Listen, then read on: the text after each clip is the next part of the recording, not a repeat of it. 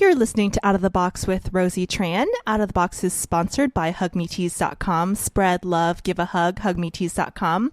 I'm here today with comedian and radio show host of Cooper Talk, Steve Cooper. Steve, how are you? Good, Rosie. How you doing? Good. It's weird. I was just thinking, like, when I first started my show a few years ago, you were like my second guest. I don't know if you know that. I didn't know. I knew I was an early one, but I didn't know I was your second guest ever. Because you were on I think it was Amy Dresner than you. It was for the Cooper's Angels show. That was like 3.5, 4 years ago. I haven't seen you since then. That's just weird. And your show has taken off. It's done so many great things. We were just talking about it before we started recording. But all the amazing guests that you've had. How did you get involved? I know you're a comedian from back east, and then you came out here. What's your story? Where did you start? I started doing comedy in Philadelphia. I graduated college in '86, and my mom found a learning annex thing, how to get into comedy. And actually, that's no lie. And I took it with two people who are still working, Tracy Skeen and Brian McKim. They live in Vegas. ShakyMagazine.com. Yes, and they were my teachers. Tracy was my teacher, and it got me on stage, and then that was like 88 or 89, and then by 91, I was working weekends, every weekend as an MC. Then I started featuring, and then I started headlining B clubs. But then I was married to a crazy ex-wife, and I just got out of business. I don't know why, and I didn't do it forever. And then I lived in San Diego, I lived in Vegas, and I moved to LA. And did you quit because of the crazy ex-wife? I think it's because she would always complain because I was always traveling. And I was always, I didn't have a weekend off for like 6 years. I was always on the road, and that's how you made your money. It is, and I don't think people realize how crazy it is, because it's really a lot. It's a mental strain. It's kind of, I guess, what a rocker, like a musician would do, or maybe, someone in the military. I can't imagine a job that maybe the average person could understand. I got married and I was gone for a month and a half. Yeah, my husband didn't see me. Yeah, that's what the thing is. That's for me. It's like I was constantly going, and we were young in a marriage, and it was just, so I ended up getting out of the business, and then years. What did you do? What do comics do when they retire? What did I do? I got to know, because I hear, I first of all, I don't know that many comics that retire. I know comics that go into other avenues of entertainment. I do know a couple, but I think they just always do comedy. I don't know. What do comics do when they retire? When I lived in San Diego, I waited tables, and I did comedy a little bit. Then when I moved to LA, I wanted to pursue some writing. So I optioned a screenplay when I was first out here for like 3 months. I mean, a small option, but you're proving my point. You're just doing something else in entertainment. But I was still waiting tables, and then I was sitting there, and then over the time, I had like this stage fright. I was like, I don't want to go on stage, and I was writing, and then I ended up waiting tables, and I ended up falling into a restaurant marketing job, and then I was a corporate marketing manager for a restaurant in Burbank, and Glendale there too, and I got very involved with the Chamber of Commerce and stuff like that, and then I got laid off. And I said, well, what am I going to do? I got unemployment. I remember meeting a guy who had a radio, Indy 100 radio, then it was 92.5 KYHY when you came in, radio station. And everyone told him, they said, Cooper would be great at the radio. He has great stories. He talks. So I hit him up, and I started doing that. And then I started doing stand-up again. And I don't really do stand-up much anymore. When I was going back and forth bi-coastal for a year and a half, I would get in touch with all my old contacts, and I book gigs, and it was a lot different when you actually go and get to do 30 or 40 minutes and you get paid for it, instead of, hey, come out and do 7 minutes, and drive 45 minutes. I'm like, nah, I'm not going to do that. You know how it is. It's like people sit there like, I live in Burbank, you live over here, but it's like, oh, come to Santa Monica, you get 7. I'm not going to drive 40 minutes, and then there's nothing against young comics, but we've been in the business. If you walk into a show and you don't know one of the comics, or if you see the flyer and you go, none of these names look familiar, you're going, it's like, what the hell? Why am I doing this show? I mean, we both know good comics, but we know the younger comics who are good. But when you do that, and then you sit there, and then they always go, would you mind if you go on first? I'm like, please. I always say that too. I always want to go first. And I get out. I leave. Yeah. I know. I'm like, people go, aren't you going to support? I go, no. I supported stuff years ago in Philadelphia. And you understand, my crowd in Philadelphia, it was like the guys that we hung out, and like class before me and class after me. It was like me, Adam McKay, who's directed Anchorman, Paul F. Tompkins, John Matta, who's a brilliant comedy writer, Chris Mancini, Keith Robinson. So when we hung out, we watched good acts. And back then there was only like 20 acts. And when you started working, you go to the clubs and you get slotted and you would see great acts. And Todd Glass would come in and do a set, or anyone. But now it's like you see people and they're getting booked because they bring people. And the shows are awful. I think the internet has ruined stand-up because anyone who has a YouTube thing or whatever thinks they're a comedian and thinks, it's a pro and a con. It's a pro because people that are maybe not breaking into the business the way they want to can make their own products and make their own videos and do other things. But there's also people who are awful comedians, and they think because they have a YouTube channel, because 40,000 13-year-olds think they're funny, that now they're a comedian, quote unquote, and it's really bad. And what it is also is, I think now it's people will do, like, let's say they have 8 minutes and they get a Comedy Central special. But the thing is, if you could have 20 minutes for a Comedy Central special, but if you go on the road and the headline, I'm sorry, but there's some road comics who are features who are strong, and their only goal is to blow that headliner off. I know when I featured, I hated this one guy. He played a harmonica, and he was awful. And I was doing a show in like Wheeling, West Virginia, and the guy was just an idiot, and he was obnoxious. And I said to myself, screw this. So I'm sitting there, and I ignored the light. I did 45 minutes because I was smoking, and he walked off. He's like, "Ugh." He looked at me. I was like, dude, follow that asshole. And it's like, because it's like this guy shouldn't have been headlining because he was loud. Back then, if you're like loud and from New York and you're big or fat, they headlined you. It's like, oh wait, this guy's I was like had hair. I looked like Parker Stevens, and I was a good looking 25-year-old with like the cool clothes and the hair. And they're like, oh, this guy, he can't headline. He's not fat from New York and loud. And it's true though. Back then there was like the fat people would. Nothing against fat people. My mom's fat, but the fat people would headline if you were fat and got some laughs because they thought, oh, that's what people wanted. Because people would go to comedy and be like, oh, now they want skinny, good-looking guys. And the problem is, the skinny, good-looking guys haven't been doing comedy long enough to be funny. That's so true, and that's so funny because there's certain stereotypes about who can headline and who can't, and it's so true. I don't. That's it. That's all I have to say, Steve. Yeah, it is crazy. I occasionally, I don't go out on the road with people, and I've asked people who I'm friends with, let me go feature for you, and they won't take me because they know I'm going to smoke them or make them work. Because most headliners now want to bring someone who's not as strong as. And that drives me nuts. People do not understand the phenomenon of, I guess, insecure headliners that just want to bring a newbie that's 2 years deep, and then they look even funnier. Yeah. They don't want to work, and I'm not saying that's all headliners. There's headliners that I know that are awesome. I work with Rich Scheidner sometimes, and Rich is a dear friend, and Rich is so funny, and Rich can follow anybody. Rich can do like 4 hours on his head. So when I go with him, I remember we did a show in Valencia, and I missed the exit, and I'm freaking out. I'm telling my girlfriend, I'm having a panic attack. I'm like, oh my God, we're almost in Lancaster. We're somewhere. I'm like, oh my God, the show's going to start. So I go, call Rich. So she calls him. And we got there in time, but Rich is like the old school comic. He's like, here's what we would have done, Cooper. The MC would have gone on. If you weren't here, I would have come on and done 10. Then when you got on, I would have brought you on. But I'd be like, yeah, but then I still have to follow you doing 10, which I can't follow, Rich. I can't follow you doing 3. But then what's amazing about his act is he's working on a one-man show. And if people don't know, he's been on the Tonight Show like 15 times. He's national. But now what he does is he does bits of his act, but then he tells these stories, and these stories are amazing road stories, like hardcore, his drug stories in Alaska and this and doing blow with Rodney Dangerfield. But then he breaks in, and that's what's amazing. He's doing his bits and killing. Then he just changes up and tells these stories, and the crowd's still with him. And I wish more acts were like that, because he's like, anyone can feature. He wants, he's just all about the show. He's like, if it was him, he would have 3 headliners in him, and that's what I think comics should be like, because if people pay money, and if they see a crappy product, they're not going to come back. Well, that happens a lot. I know I've been to so many shows where I'm performing. The comics are horrible. The booker has put on 20 comics on the show just to try to have them invite their friends and fill the room. And then the show's horrible. And I've heard audience members saying, oh my God, I'm never going to a comedy show again. That was awful. Yeah, I won't take friends. Like people, I'll book something. Well, can you bring people? I can. You're like, I'm not inviting my friends to this. First of all, I'm not going to have my friends pay $10 to see me do 7 minutes. Okay. Like when I played back home about 2 years ago, it was my first time performing. I had not been back because my parents had moved to Delaware, but I grew up outside Philadelphia, New Jersey. I had not been back. I performed, and 35 people showed up.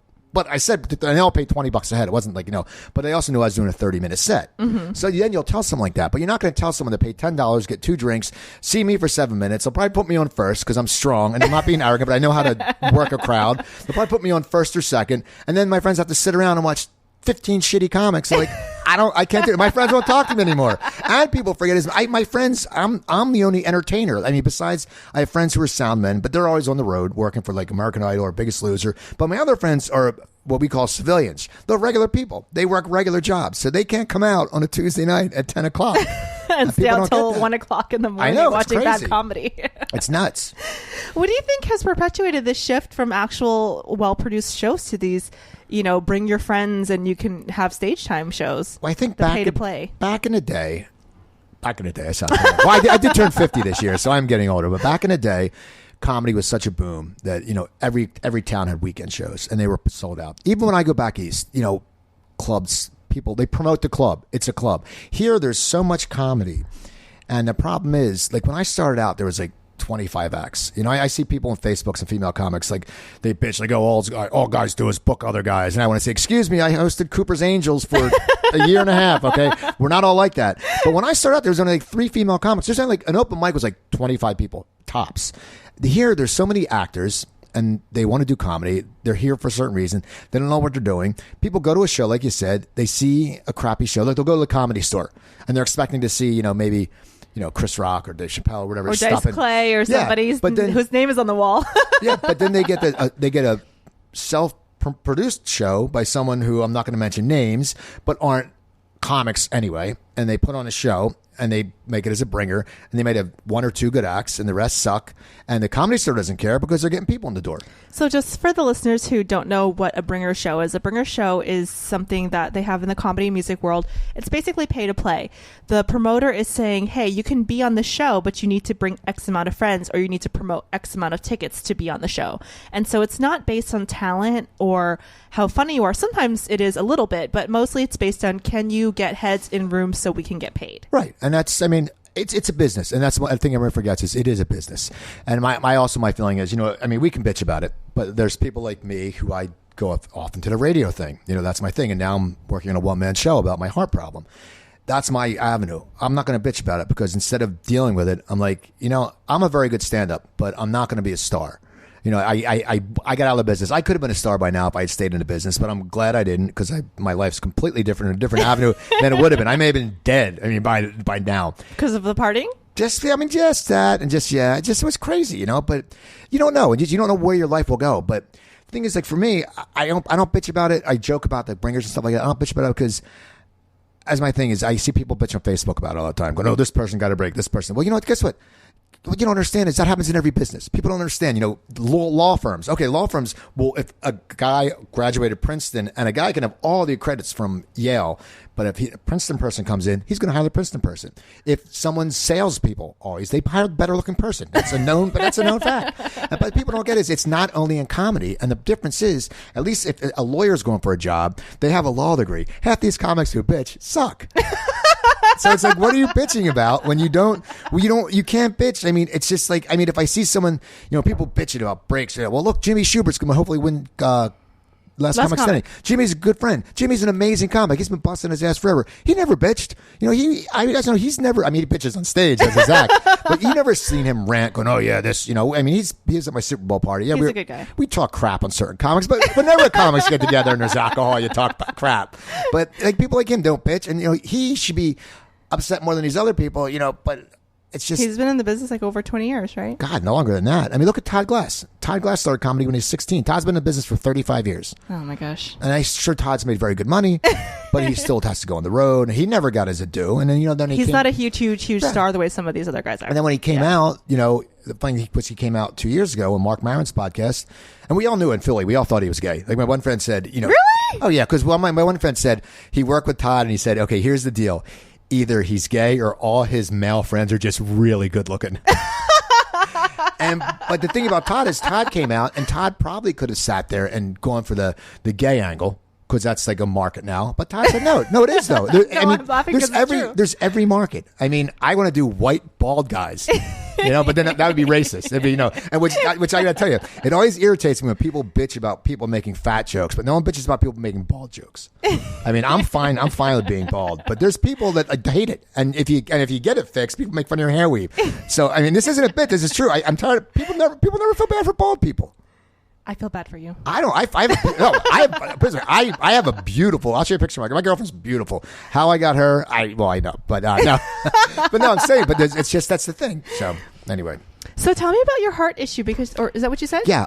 You said you wanted to chat about it, and I want to hear your story. Yeah. Well, it was very. It was weird. It was 2 years ago. By the way, Steve, you talk so fast, and you're making me talk faster by the purpose of you being here because I subconsciously mirror my guest, and I am actually a very, very fast talker. I'll slow down. No, it's great. I love it. I don't know if I'm, because when I was saying, I posted this on Facebook.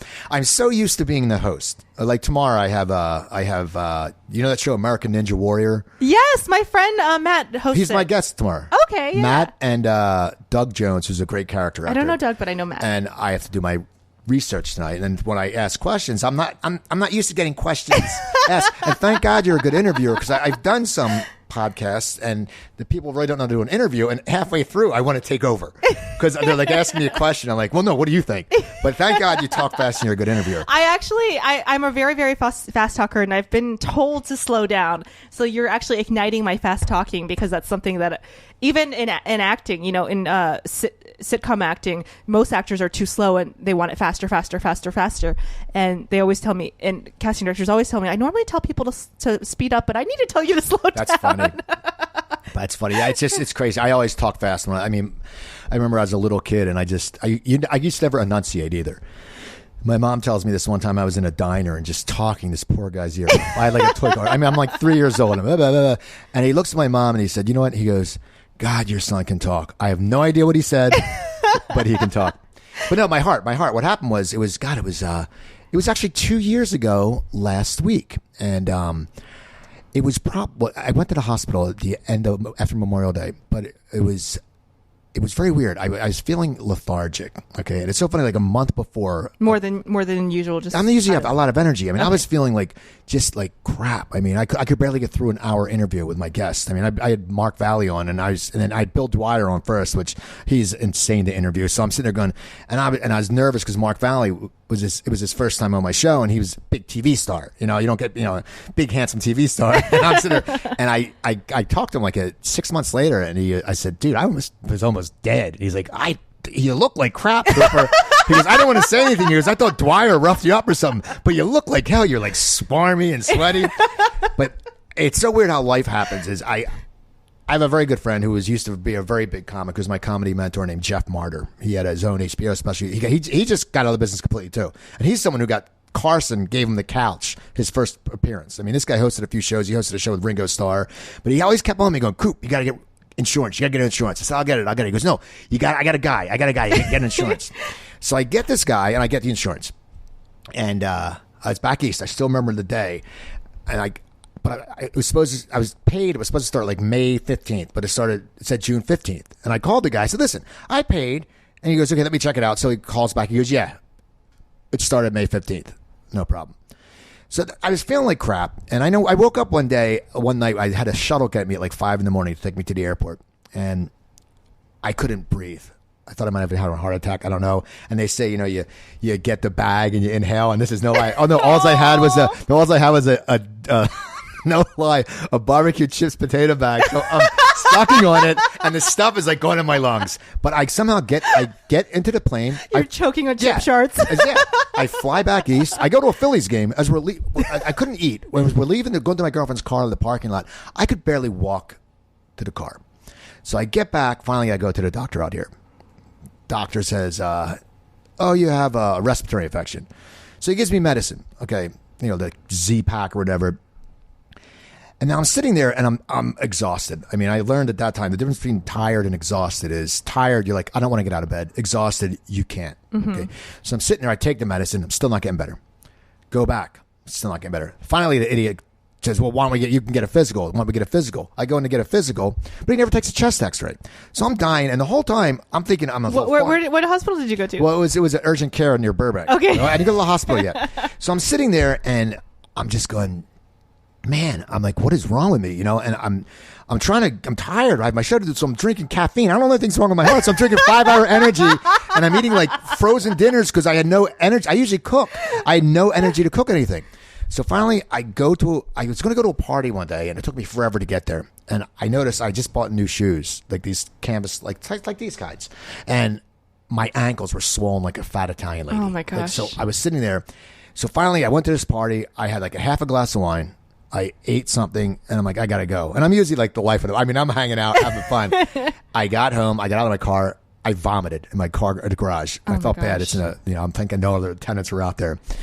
And so I was just awful. And then it was a Sunday, and I called my buddy. I said, you got to take me to the hospital. So I went into the hospital. I go into the emergency room, which, listeners, if you ever have to go to the hospital, say your heart or chest, you have chest pains, because they put you in right away. There could be, the guy could have like a shark on his hand, and they put the heart person right in front before that. So I go in, and first of all, I'm going to go in, and they think it's going to be fine. So it's just I'm waiting there, and I'm in the waiting room, and there's a back waiting room, and there's these kids who are just so ill-behaved, and they're running around. The kid tried to steal my hat, and I'm sitting there, and it's not even funny. And I'm like, oh my God, and I'm sitting there, and I was like feeling awful. So I get in, and they put me in the bed, and they thought I had walking pneumonia. So I'm like, oh, yeah, okay, well, and then all of a sudden the doctor goes, no, you actually have congestive heart failure. Oh no, I'm freaking out. Now, the reason they call it congestive heart failure. That sounds very intense. Yes. I mean, like Mayor Koch died of congestive heart failure, but he was 88. So it's not like he died, And what was good, though, I was nervous because that's once you hear that, you're freaking. But it was a trick of fate. A girl I used to wait tables with, and then when I was a marketing manager for a restaurant, is now a nurse. She was my nurse. She walks in, and she's like, how can I help you? So she goes, oh, my God, Cooper. So I said, listen, tell me what's going on. She goes, Cooper, listen to the doctors. You're not going to die. Okay, but they sit there and they put me in the hospital. So now I'm on the heart ward, which is the cardiac unit, and I'm at St. Joe's, and it's good because you have your own room. But I'm scared. But I wasn't that scared. I'm scared right now. Well, no, but I was sitting there. And I was like, okay, because I'm one of those people that I'm like, all right, it'll be fine. It'll be fine. So it's fine. And then my doctor, who I've become good friends with, Dr. Dan Eisenberg, who's like always tells me, can I curse? Sure. He'll always sit there and go, what the fuck do you want, Cooper? Like, that's my cardiologist. Like, he'll sit there, and then I brought my girlfriend, and he goes, holy shit, she's hot. I thought you were gay. And he's like this funny guy. And so he tells me, he goes, have you ever had a heart attack? And I said, not that I know of. I said, maybe that night. He goes, well, your heart has damage. So I'm like, oh, great. But that didn't bother me, because I guess they were pumping medicine into me. I didn't know that. I mean, they tell you that they're taking care of you, but the worst thing is when you go to the hospital, you can't, when you have congestive heart failure, you're just exhausted and you can't really sleep. And so you're in the hospital by yourself and you're watching the TV, and my girlfriend was back east. She just got back from Ireland. I said, don't come out, I'll be fine. And what scared me was when he said I had to go on medicine. And I was like, well, because I was 48 at the time. And I'm like, well, I have to go on heart medicine. So I had to go on like 5 different medicines. But when I talked to the people, they said, and I was a smoker. I smoked cigarettes. And they said, you're just going to change your lifestyle. You can't eat crap food anymore. You can't do this. You can't do that. So I walked out of the hospital that day after 4 days. Actually, I got out after 4 days. I went home. I thought I drank a Sobe water, but I didn't notice it was like with vitamin B. So my heart just shot up. My heart rate was like 170. So I went again and I stayed it overnight. And then I got home, and it was one of those things where you sit there and go, okay, here's what I can do. I can follow what the doctors say, and I can live. Or like so many people who I don't know why they don't want to live, they don't. I walked out of there that day. I said, I'll never smoke a cigarette again. It's been over 2 years. Never even crossed my mind to smoke a cigarette. That's great. Okay. I walked out. I still drink, but not as heavy as I used to. I never really smoked pot, but I would never do that again. Nothing smoking. Diet. I learned as soon as I get out, because to control congestive heart failure, besides the meds, now I'm on actually only one med for congestive heart failure. I'm on 3 meds. One's for a regular heartbeat, but I went down from like 6 meds, and I go to the gym, and I changed my lifestyle. And the thing for congestive heart failure is you have to watch your sodium. And the thing is, I'm an advocate on sodium. I'm actually almost done a cookbook. I have 125 recipes for cooking for one. Only cooking for one person, called Stop the Assault, and the A and the U, so it's Stop the Salt.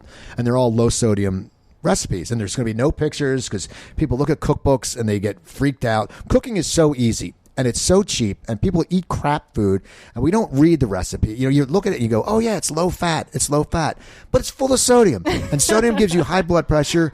For me, if I eat a lot of sodium, I'll probably have a heart attack, or my heart will just stop. And that's the thing. I mean, I can cheat every once in a while. When I got out, I was like, most people can do 2,400 milligrams of sodium a day.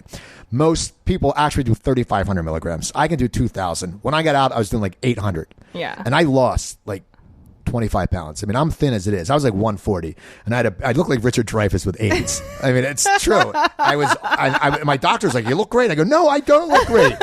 And the thing is, if you're sick like that, and people don't know you had a heart problem, and they haven't seen you for a while, they think, because you're in the entertainment world, they think either you have AIDS or you're smoking meth or coke. And that's true. They're probably going, oh my God, he must be doing a shitload of coke. And it's just, but now I'm back to the weight. But yeah, so it's a matter of, did I worry about dying? No. Could I have? Possibly. I don't know. I mean, I was in bad shape. So what is the cause of it?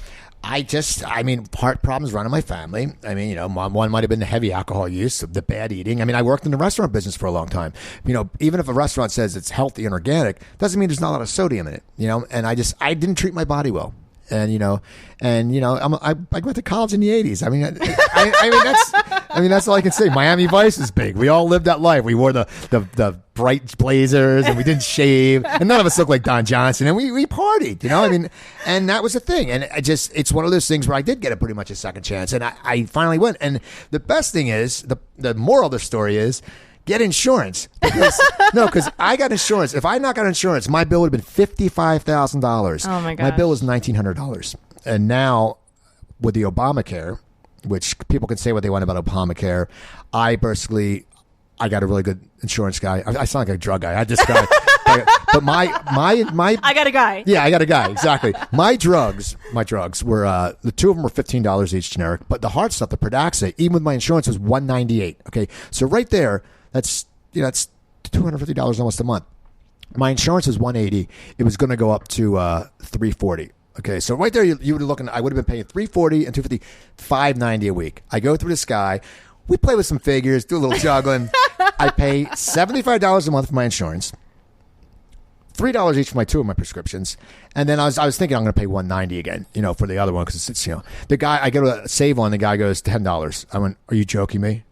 And he's like, "No." So I saved. I basically for my insurance and changing with Obamacare, I went from paying close to $600 to now I'm paying $95. That's awesome. And it's just amazing. But it's just, and you have to take your medicine. You have to, that's the thing. You just get used to it, and you have to change your lifestyle. I mean, I work out now. I mean, I never worked out. Did the doctor give you specific things and say you have to do this, or did you do research on your own? He gave me a book. And he said, "Here's how to control your heart." And he said, "Here's what you do."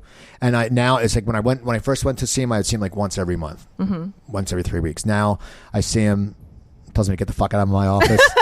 I'll see him in 3.5 months. And he said to me the other day, he goes, "You're going to live till you're 80 or 90. He goes, "Just so you know, if you keep up what you're doing." And that's the thing. You have to be smart. Like I saw a guy going to the cardiologist with a Taco Bell bag. And, it's so funny, that's comedy. I mean, that's the thing is, that's how stupid people are. You're going to see a doctor and Mexican food is the highest in sodium because it's so good. But the flour, I'll eat corn tortillas. They're like 20 milligrams of sodium. A flour tortilla is like 480 milligrams of sodium. Oh People don't notice it. And that's the thing. My book. That's what I'm going to do with my book. And I'm writing a one-man show. Well, I've had amazing hospital stories. I've been in the hospital I fell off a golf cart at a party, going through a botanical garden. I had bleeding on the brain. Was this in the 80s? No, this was about 6 years ago.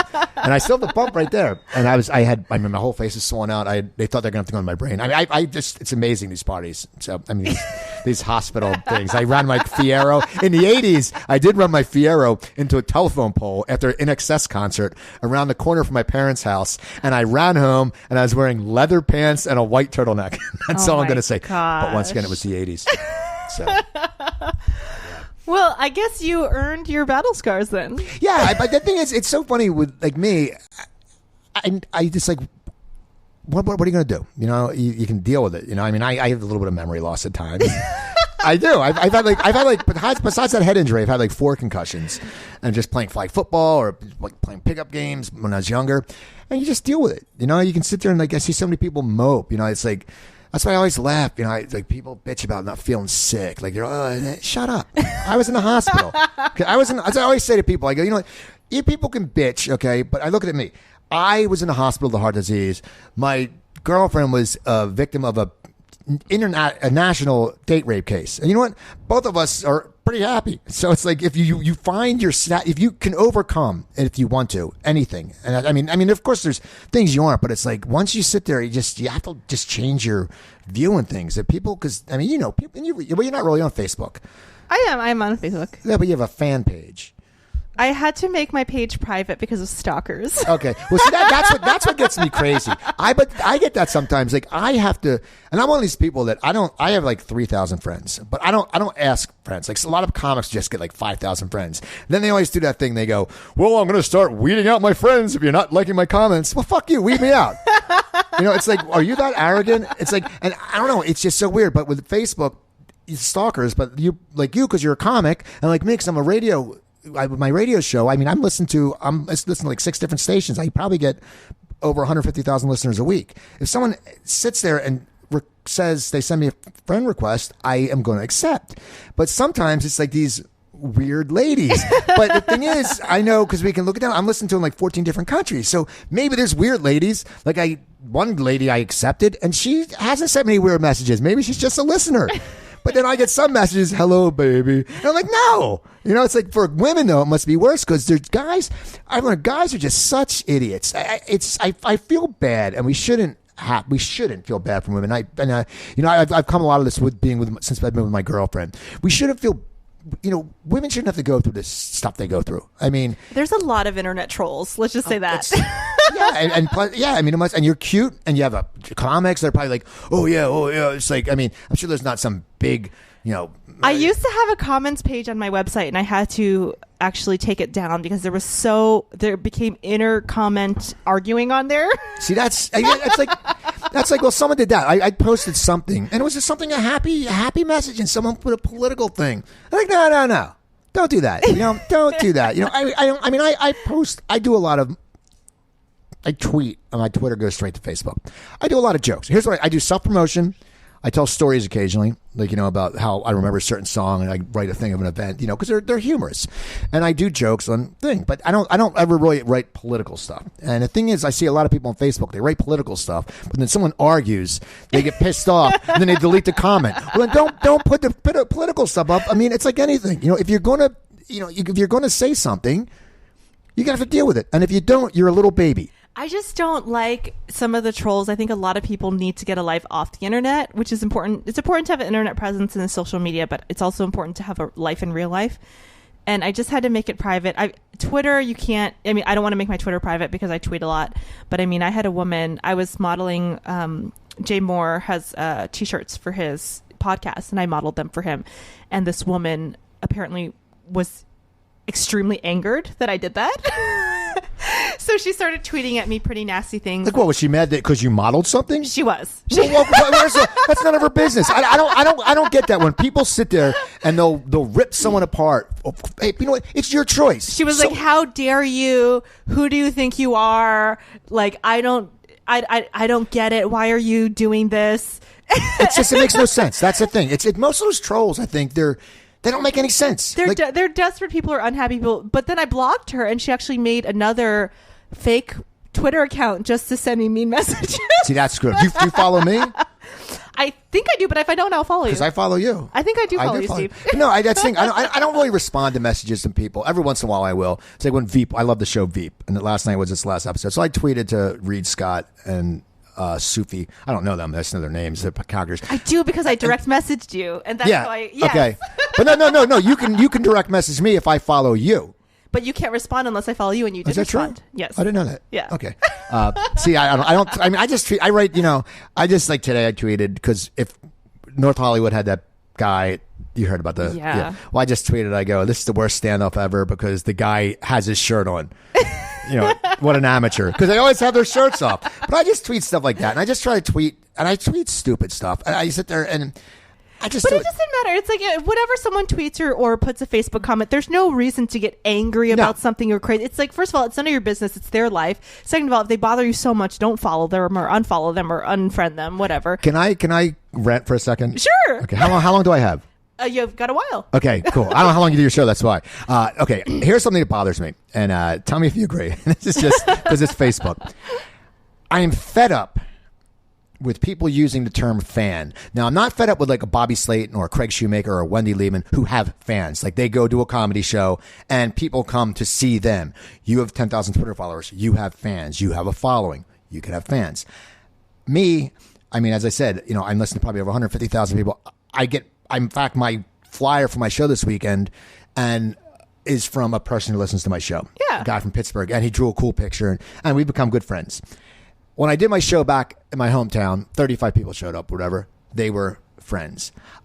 People who listen to my show, they're fans. No, I call them listeners. I know. I said because I don't like the term fan. I see so many people like use the fan, like these comics who they sit there and they'll go, "Oh, thank you for my fans for coming out," and they look and they have like 500 Twitter followers. Okay, but they always say, "Oh, my fans," and it's like, no, wait a second. You had 12 people show up. They're probably not fans. They're probably friends. co-workers, workers or friends. I think the term fan is so loosely used now, and it's just arrogant. It's like a fan is like a football team or a musician. But like, I'm sorry, like I'm not going to say names of a few people, but they sit there and they're like, "Oh, my fans," and it's like, or the people who take internet photos with their camera and they're like, I'm a model. Yeah. It's like, well, You're like, you just took a picture with your iPhone. That's not modeling. Yeah, exactly. But it just irritates me when they say fans, because it's like, no. And that for me, that's like a lot of times it's like there's so many narcissists out there, and it's like they say, I think the internet's made it worse. They're like, we're my fan. You had 12 people show up, and then you see like who likes their. It's always like they'll get like 95 likes on their Facebook. And then, the comics that like their comments, a few of them, but there's only like 6. But there's the ones that are like the dick licks, the ass suckers, who are like, oh, I'm going to like that. I'm going to like that. And then there's people you never heard of. And my one friend said to me, he goes, I think it's the people they're at meetings with, the AA meeting. I think they all sit there and they want to support them. But it just irritates me, because the people who have fans never say, we have fans. Like I had Reed Diamond on my show. Reed Diamond's with Franklin and Bash. He's at the same time he was on 24 Bones, Mentalist. The guy lives on a vineyard. The guy's made money. He said when I went on to Homicide, he goes, those people who watch the show are hard. He didn't say fans, and it's just amazing that people who do have fans never say fans. Do you think it's kind of like people who think in their mind they're famous and they're like, do you know who I am? Well, if I knew who you were, then you would be famous. I wouldn't have to, Right. Exactly. Well, that's what I get, because on my show I get a lot of character actors, and they said, here's what happens. And they're used to it. And most of those guys are the nicest guys, and they've been working for... I say nicest guys because I figured this out. I need to find some female character actors, because I haven't had a female guest on my show for 12 weeks, and that's 24 guests, but I don't know any female character actors. I've had Mo Collins, I've had Kate Flannery, Nia Varlos. I've had those people, but I got to find a new group of female comics. But the character actors, they always say they sit there and they're people. Everyone knows who they are because if they're commercials or this. But no, as they say, but no one knows what we're from. They always go, "We know you. You're on that," and they always say, and this is like 5 of them have told me. They say, "Well, what am I on?" And then people can never guess it because they met. But like John Polito knows, well. This group knows me from this show. This group knows me. He goes, like, if an old lady comes up, he goes, I know this lady knows me from this. And it's just weird. It's just weird with the fans. I don't like the fan thing. It irks me. I see it. I don't know. I think would it irk you if it was like a big star, or do you think it just irks you because he's like, it's like big stars are fine. Narcissistic like nobodies who are like, yeah, that's what the big stars are fine. You can't have fans if you have less than 1,000 Twitter followers. I think that should be you can't use the word fan if you have less than. And I'm sorry if you're doing a comedy show in Huntington Beach. And you're saying, oh, yeah, I'm headlining. And that's the other thing. They're always headlining. There's like 15 acts on the show, and they're doing they're doing 12 minutes. But they're headlining. It's so funny that you say that because it's so true. It's like whenever there's a comic that's going at the end of a show, that's a good comic, a big comic, and you say, oh, you're headlining. They go, no, I'm just going at the end. Right. But whenever it's a smaller comic who wants to inflate their ego, then he always says, or she says, I'm headlining. It's funny. I hate it. I should just, that's why I'm really going away from comedy. Between the radio show, finishing that book, and I want to do more storytelling, and I'm working on the one-man show for that reason, because it's something that, and if the book, of course, if my show all of a sudden becomes a huge, huge success, well, of course, I'll do a Cooper Talk comedy tour because I want the money. I'm not going to lie. That's like anything. People sit there and go, you never do comedy. No, I do. I host a comedy show, my buddy's bar. And last week, it was only comics. But I only booked 5 acts. And it's people I know. And I haven't booked you because there's no one there. You don't want to come down and perform with nobody. So I get younger acts I know, and we just screw around, and it's fun, But people would say, oh, so you're not going to go on the road. If someone said, hey, Cooper Talk's a national syndicated show, like Jim Florentine. I knew Jim from years ago. His show's huge. Now Jim commands top dollar when of course I'll be like, how much is to pay? Oh, yeah, honey, I'll be back in a month. Don't worry, you'll get lots of shoes. It's just that's the way it is. You don't want to, but it gets me. It's sad that the state of comedy, like it just Facebook screwed it up because there's so many people. I don't know. It's just weird. It's just changed. It's like people do it, and then there's different groups of comics and this and that, and there's comics against. It's not. What do you fun. think about the whole alternative comedy movement of these comics that have these eccentric, off the wall acts that sometimes don't have punchlines? Well, you know what? Honestly, one of the biggest alternative comics was Paul F. Tompkins, and still is. And I was there. I hung out with Paul when he started, and Paul was in a comedy team, and they would do just crazy bits. But they had punchlines. That's the difference. They were funny. And we always said to Paul, get out of Philadelphia, because no one gets you, man. So I think Paul went to San Fran first, and he went down to here. And he started, him and Patton Oswalt, who was also from the Baltimore division of the club. We had Patton Oswalt and Blaine Capash. They went to San Fran, and they came down here. And that was the alternative scene. Now it's like, you know what? They're going to have their, if people want to go watch it, if they want to see someone who doesn't, tell a punchline, let them. I mean, it's not for me to judge. And it's like, it's just, I think people tried so hard to try to be different, and it's like you sit there, and I've listened to some podcasts where people try to be different. And it's like, no, because the bottom line is, we're in here to podcasts and comedy are to entertain. Now, if these people have their niche crowd, that's fine. They're not going to get accepted by the masses, and if they get the break, that's fine. But then once again, their career won't last long, and that's the thing you got to look at. I mean, more power to them. It's not my cup of tea. That's the thing. I mean, I can't think of people you're talking about. I might have a few in mind that you are. We'll talk after. But I wouldn't consider Paul and Blaine Capatch and Patton Oswalt alternative. But they were when they moved out here. Standards, but I understand. Yeah, because they're beasts. They're pretty mainstream. They're huge because they made that. They're the reason like these guys can do that stuff. Like that whole. I mean, Sarah Silverman was considered alternative back then. Mark Maron was. They were all. Kids in the Hall. Those guys. Taylor Negron. All these people. It was like that. It was that show. What's her name? Lapidus, Beth Lapidus. On Cabaret. Yeah, that was the beginning of it. Paul was involved in that. Jimmy Pardo was involved in it. It was that in Largo. It was just a different time. But now it's like, what people are going to do. Comedy, as I said, go to your coffee shop. That's fine. you're not selling out big places. And when you go on the road, you're going to find out you get crushed. I mean, it's just. People don't buy it. And I'm telling you, you can get paid all you want, but there's nothing worse than walking out of a show where the place is packed and you didn't get laughs and you feel like crap. And if you do that a few nights in a row, I'm sure these people will sit there and it'll change. Yeah. But I don't know. I can't be angry about it. I'm a happy guy. Back to what you said earlier, I totally understand what you're saying, the stuff you've been through and you and your girlfriend are positive, because I know people who, sit and lament and complain and say, oh, I've had it so tough. And then I know people who've had it really tough, and they're the most positive people I know. Well, I think positive just, it might come from upbringing. I mean, my parents, I grew up probably upper middle class. But my mom, her parents were immigrants right off the boat from Austria and Croatia, and they owned a little bar in Philadelphia. And my mom was from the wrong side of the tracks. My dad was from the right side of the tracks. But instead, my mom though was one of those people that she just turned 84. Well, in 1930, she was born in 1930. In 1952, she graduated Temple with a marketing degree. She was the only female in her class. Well, she came from, immigrants.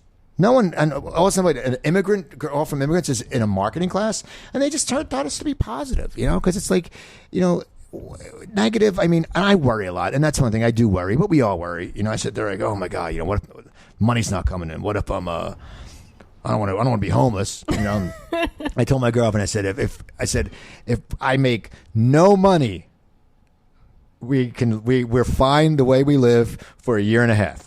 I said, so you got to start pitching in. You got to, and I said, I got to start selling my book and making more money. If I make no money, I'm fine that way. And I still worry. It's like, wait, no, I'm going to make a lot of money in a year and a half. But the thing is, you get negative, and everyone does. And we get envious and we get jealous because that's what we do in this business, just because we're all insecure. But it's like, you have to sit there and go, you know what? Instead of, with my heart, when I dealt with it, I said, okay. And then I hadn't paid taxes for a while, and I was sitting there going, oh God, and then, and then you get negative, and you start dwelling. And then what do? I said, screw it. I called the IRS. I said, here's the deal. I've and I go, and I owe $3,000. That was it. And I was like, all right. And they said, well, this one year you may have gotten $60 back. I said, no, don't worry about this. But that's it. But because we sit there and we dwell it, and then it compounds and it makes us negative because we dwell on the bad. And we, instead of just sitting there and dealing with it. But the thing is, if you're constantly negative, you're not going to be healthy. You know what I mean? I know I went through a hard time about 2.5 years ago. I was worried, I was stressed about money, and I was like that. And why? It all worked out, and I lost weight, and I was like, because you get in the mind, but then it leaves stress and worry, it leaves a negativity. But if you just don't worry about it, it's like, I see people who have, they'll have asthma, and they're like, oh my God, I'm so sick. I'm like, yeah, I have congestive heart failure. Okay. I'm on meds. And I said, and I've never felt better, and that's the thing. Why be negative? I mean, what are you going to do? I mean, it's a lot more fun being happy. It's like, instead of walking around, I mean, it's not fun being negative. No, but some people live like that. That's what they thrive for. I mean, and that's back to Facebook again. People just bitch about stuff. And it's like, why? It shows a lot of consciousness. It's crazy when you look on Facebook. You see what people are posting. You see what's in their consciousness level. Like a lot of people I know post jokes or post positive things or post cute little memes, or little pictures. Is that how it's pronounced? Meme, yeah. Okay. So they'll post cute little memes or little pictures or pictures of their kids. And then some people, the complaining or the political BS, and you're like, this is what's on your consciousness level. You're just spewing out a bunch of BS. Yeah, and they'll sit there and go, well, and it's always like the bitterness. Oh, well, and it's like, and there's comics who do it, and they bitch. Oh, it's like, well, then just guess what? You can't change it. And people don't understand. I said this earlier. There's nepotism everywhere. It happens. You know what? And sorry, it didn't happen to you, but it happens. And by the way, Hollywood. And this isn't easy, okay? It's not supposed to be easy. It's not like everyone can make it. And it's funny because I just watched a show last night. Morgan Spurlock, who did Super Size Me. Yeah. Well, he has a show called The Inside Man on CNN. And I'm a huge documentary. I love that kind of stuff. And he did a thing about college athletes and about basketball players and how 300,000 kids play high school basketball. Maybe 30,000 play college basketball. And 275 got drafted. Okay, in Hollywood, you can make work as an extra. You can get little parts. You could get a commercial. I mean, I know people who only do commercials and make so much money. It's sick. Yeah, it is. But the thing is, they've learned that. I know one guy who's done a few, and he goes, I just really concentrate on the commercials because he was just on my show. His name's Brian T. Finney. He's been over 150 national commercials. Okay, he's in that show Turn now. And he's a serious actor. He's in the Actors Gang that Tim Robbins started. But his break was commercials, and he said for a while he just said, I'm not going out to audition for acting parts. Like for main stuff, because I'm not getting anything right now, and I want to stay positive, and I'm booking a shitload of commercials. So that's the thing. The people bitch about this business, but there's so many ways you can make money in this business. In pro sports, there's so many ways you can, and the difference is a lot of pro athletes, and this is an indictment on our systems. They go to school and they don't get the education they're supposed to, and then they're screwed when they get out. Most actors, comics, writers, anyone are pretty much usually pretty smart. I mean, there's some really good-looking guys and girls who are stupid as doorknobs.